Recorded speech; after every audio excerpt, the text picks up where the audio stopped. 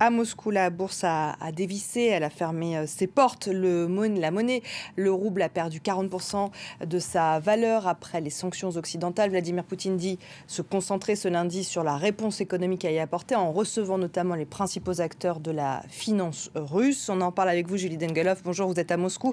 Le président russe veut envoyer un message clair. Sa priorité, c'est de contrer l'effet des sanctions.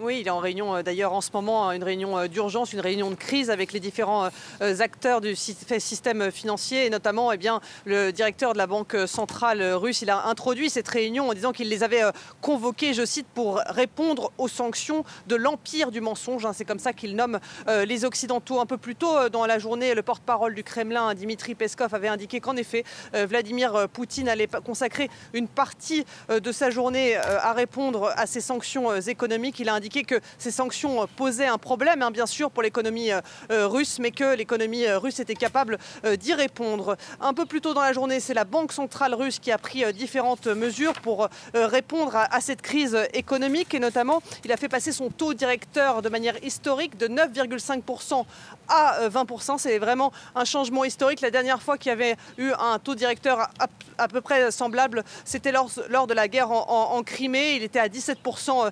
Alors, cela a pour but de sauvegarder l'épargne dans les banques et éviter un mouvement de panique qui ferait que les épargnants retirent leur argent des banques, ce qui serait évidemment catastrophique. Et puis le ministre des Finances russe a quant à lui imposé aux entreprises exportatrices de vendre 80% de leurs devises étrangères pour acheter du rouble. Donc vous voyez, c'est une grande période d'incertitude qui s'ouvre ici en Russie d'un point de vue économique. Alors Julie, comment réagit la population à toutes ces annonces justement ?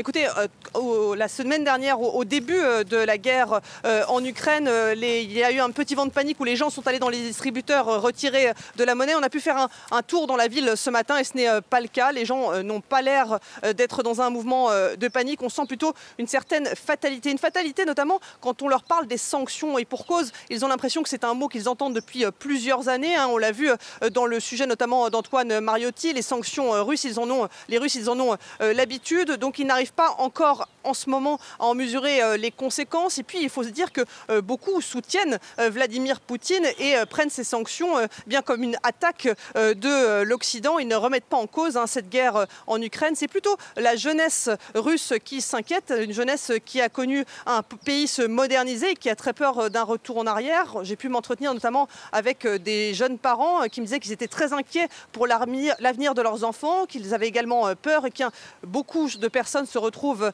au chômage. Il faut dire aussi ici, Mariam, qu'il y a beaucoup de désinformation, un peu d'information filtre dans les médias russes. Aucune information ne filtre, mis à part ce qu'on peut appeler la propagande du Kremlin. Lors d'une intervention d'un show télévisé très important et très suivi ici en Russie, le présentateur a dit l'Occident montre son vrai visage, il ne sanctionne pas Poutine ou encore les oligarques, il sanctionne le peuple russe. Nous n'avons jamais vu un tel niveau de haine, donc difficile aujourd'hui pour les Russes d'avoir les informations et les conséquences éventuelles de ces sanctions.